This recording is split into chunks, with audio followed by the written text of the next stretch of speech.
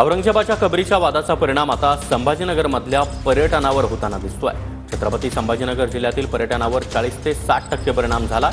छत्रपती संभाजीनगर जिल्ह्यामधील पर्यटन स्थळांना भेटी देणाऱ्या पर्यटकांमध्ये 40 ते 60% घट झाली आहे। पुरातत्व खात्याने दिलेल्या माहितीतून धक्कादायक माहिती उघड आली आहे। अजिंठा, वेरूळ, दौलताबाद किल्ला, बीबी का मकबरा या पर्यटन स्थळांवर 40 ते 60% पर्यटक घटल्याची माहिती प्रशासनाकडून देण्यात आली आहे। आणि या संदर्भात अधिक माहिती देण्यासाठी दत्ता कानवटे आपल्यासोबत आहे। दत्ता, औरंगजेबाच्या कबरीचा वाद मात्र परिणाम संभाजीनगर शहरातील संपूर्ण पर्यटनावर होताना दिसतोय।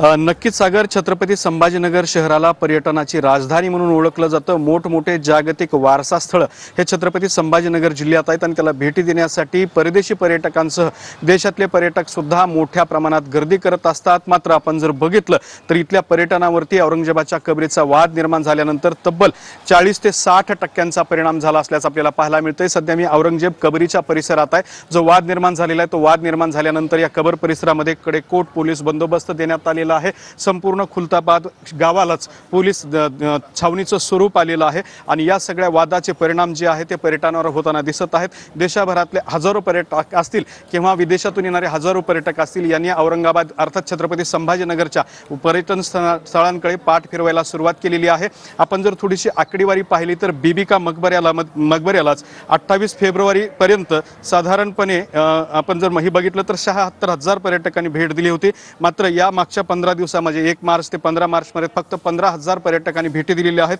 यापुढचे सुद्धा सगळ्या पर्यटन स्थळांचे आकडे ते जर आकडे बघितले तर 40% आणि ते 60% पर्यंत हा सगळा परिणाम झाल्याचं आपल्याला पाहायला मिळतंय। आर्किओलॉजिकल डिपार्टमेंटने जी माहिती दिलेली आहे त्या माहितीमधूनच हा सगळा धक्कादायक प्रकार उघड झालेला आहे, ज्यामध्ये 40 ते 60% पर्यटन घटलेलं आहे। त्यामुळे औरंगाबादच्या अर्थव्यवहारावरती सुद्धा याचे दूरगामी परिणाम होणार आहेत आणि पर्यटकांनी पाठ फिरवल्यामुळे हे जे जागतिक वारसा स्थळे आहेत ते सुद्धा दुर्लक्षित राहण्याची शक्यता निर्माण होऊ शकते। त्यामुळे औरंगजेबाच्या कबरीच्या वादामुळे हे सगळे परिणाम झाल्याचं आपल्याला पाहायला मिळते। सागर, नक्कीच दत्ता, धन्यवाद या माहितीसाठी।